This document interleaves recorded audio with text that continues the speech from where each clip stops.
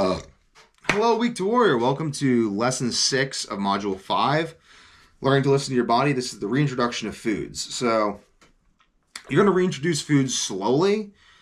After you have your insomnia is abated, your metabolism's working great, you've lost a lot of the body fat, and you're kind of starting to really feel like you'd benefit from reintroducing foods. You're starting to require a lot of electrolytes. You're starting to have those cravings that are real indications that you should be eating a more varied diet. And now it's time to start reintroducing foods. So the way you're going to do that is starting by eating food groups separately. So you've been on carnivore for a little bit now, maybe a few days, maybe a few weeks, and you notice that meat digests really well when you eat just meat. It's pretty much the same with all food groups. You eat a bunch of carbs that are all the same type of carb, like fruit, it's going to digest really well. You eat a bunch of popcorn, it's going to digest really well.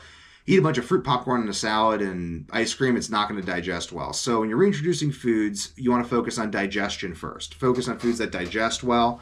Focus on foods that make you feel good. Focus on foods that don't cause inflammation, that help you have solid poops, help you feel good.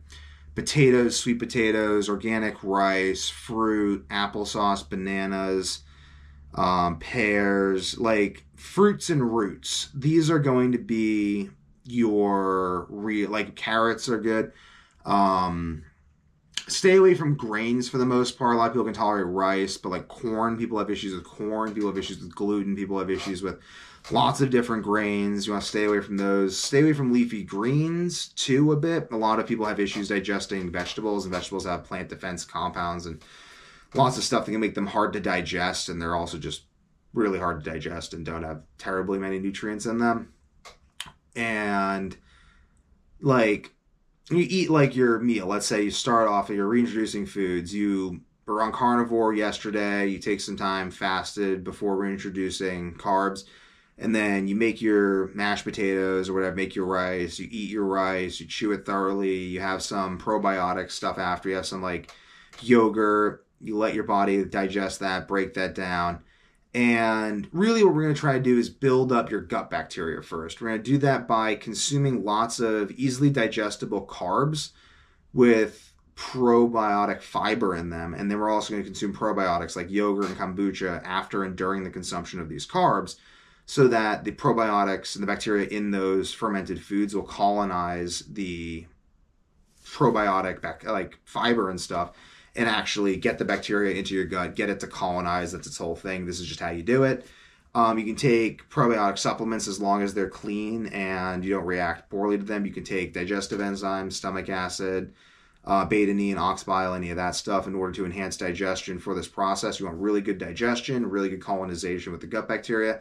And then together, those two things are going to yield very, very good digestion, very good absorption of vitamins, minerals, etc., great HPA access through gut bacteria, lower inflammation and everything. Really what's going to determine how well your body can handle non-meat foods, even meat foods to a degree, but non-meat foods especially, is gut bacteria and how good your gut bacteria are. So what you're really trying to do is you're trying to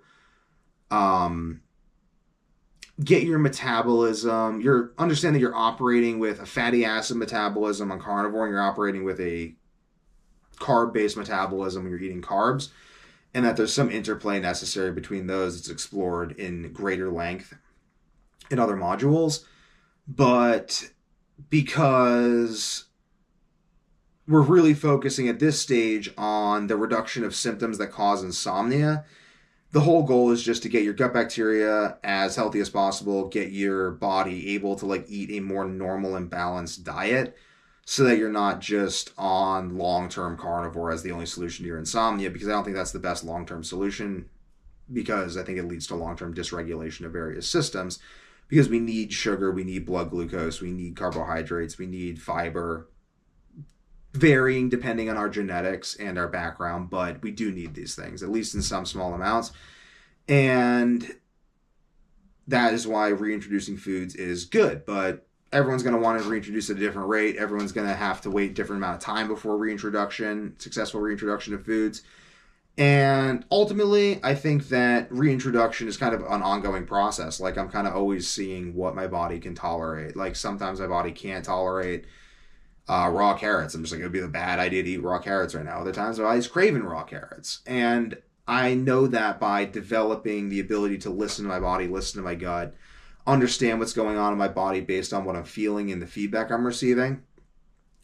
But really, though, with the reintroduction, just start with the easily digestible foods, start with the gut bacteria, and that will make everything very easy.